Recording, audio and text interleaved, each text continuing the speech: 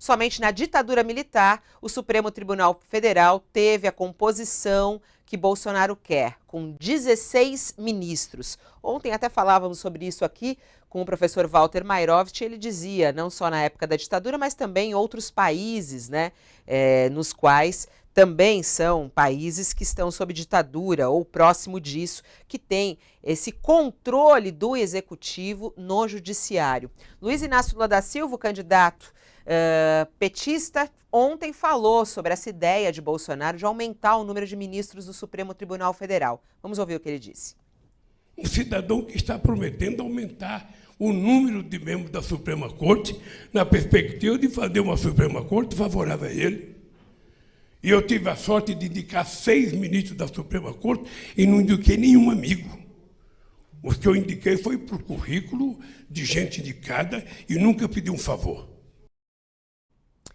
Tá aí. Bolsonaro ontem não, no domingo à noite, a gente até falou disso ontem aqui, ele voltou um pouco atrás, ele falou, não, eu não tô nem estudando, nem pedi para estudar isso. Alguns dizem que não é verdade, que sim, isso está sendo estudado, ele já falou isso em outras entrevistas, mas na prática ele disse que não vai fazer nada até as eleições, que isso é um assunto para as próximas eleições, mas já deixou claro várias vezes que pretende realmente mudar o número de ministros do STF. Como é que você vê essa questão, Josias? Fabíola, essa questão, é preciso que a gente diga como isso acontece, como é que se dá a composição do Supremo.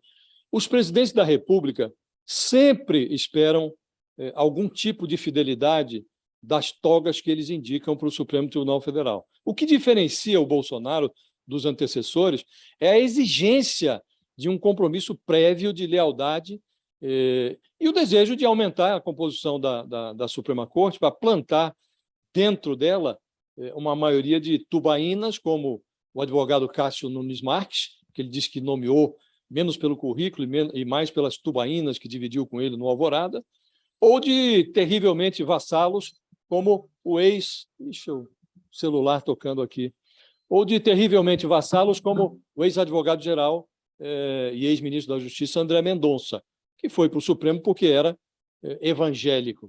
O Bolsonaro não é o primeiro a favorecer conhecidos e ex-auxiliares. O Ricardo Lewandowski, que foi indicado pelo Lula, sempre cultivou boas relações com o seu patrono. A exemplo do André Mendonça, o Gilmar Mendes e o Dias Toffoli também chefiavam a Advocacia Geral da União quando foram indicados para a Suprema Corte pelo Fernando Henrique Cardoso e pelo Lula. O Dias Toffoli, aliás, sofreu grande contestação, porque ele tinha sido auxiliar do Zé Dirceu na Casa Civil, tinha sido reprovado num concurso para juiz de direito e está lá no Supremo.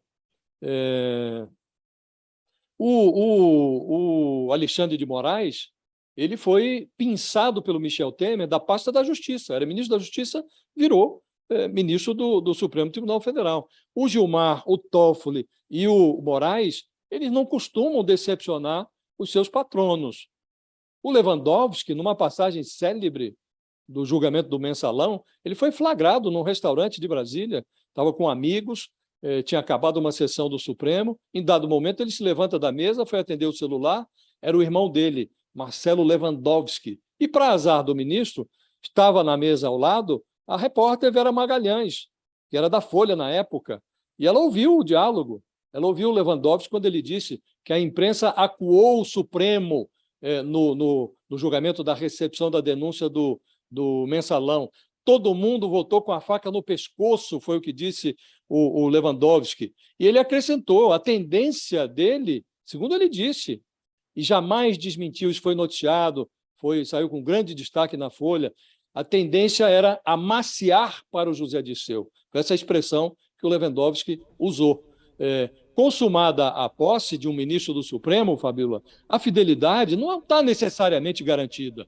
Os presidentes esperam fidelidade, mas o ministro nomeado não precisa corresponder a essa expectativa.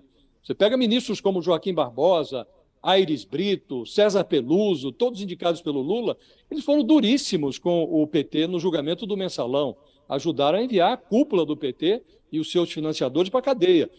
Ministros escolhidos pela Dilma Rousseff, como Fachin, Luiz Edson Fachin, o Luiz Roberto Barroso, eles trataram com muito rigor os encrencados no Petrolão. Então, a questão não é a expectativa que o presidente tem em relação ao ministro, mas a forma como o ministro rende homenagens ao seu patrono, eventualmente, com a toga, agradecendo com a toga.